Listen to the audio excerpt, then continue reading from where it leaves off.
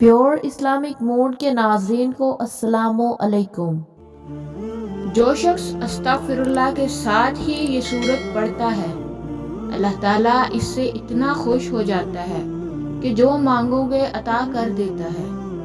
حضرت عبداللہ بن بصر رضی اللہ تعالی عنہ سے روایت ہے کہ رسول اللہ صلی اللہ علیہ وآلہ وسلم نے ارشاد فرمایا کہ بہت عمدہ حالت ہے اس شخص کی جو کہ قیامت کے دن اپنے نامہ اعمال میں کثیر استغفار پائے گا۔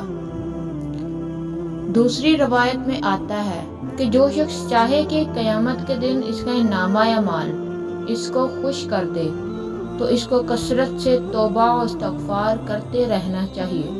حضرت انس رضی اللہ تعالی عنہ سے روایت ہے کہ رسول اللہ صلی اللہ علیہ وآلہ وسلم نے ارشاد فرمایا، نگرانی کرنے والے دو فرشتے یعنی نامہ اعمال لکھنے والے کسی بھی دن جب اللہ کے حضور کسی کا اعمال نامہ پیش کرتے ہیں اور اس کے اول و آخر میں استغفار لکھا ہوتا ہے تو اللہ تعالیٰ کا ارشاد ہوتا ہے کہ میں نے اپنے بندہ کو وہ سب کچھ بخش دیا جو نامہ اعمال کے اول و آخر کے درمیان ہے۔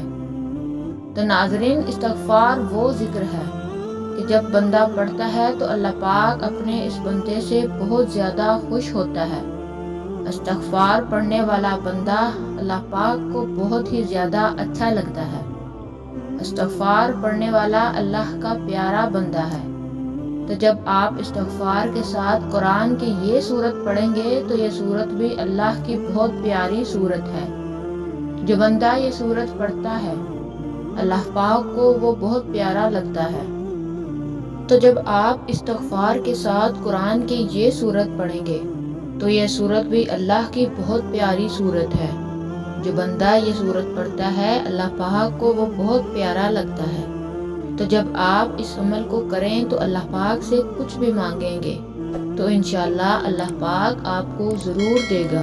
دنیا کی ہر چیز آپ کے قدموں میں ہوگی۔ تو آپ نے کسی بھی نماز کے بعد سب سے پہلے 3 مرتبہ درود پاک پڑھنا ہے، پھر آپ نے ایک تسبیح استغفار کی پڑھنی ہے۔ جب آپ استغفر اللہ پڑھ لیں تو آپ نے صرف 3 مرتبہ سورہ اخلاص پڑھنی ہے۔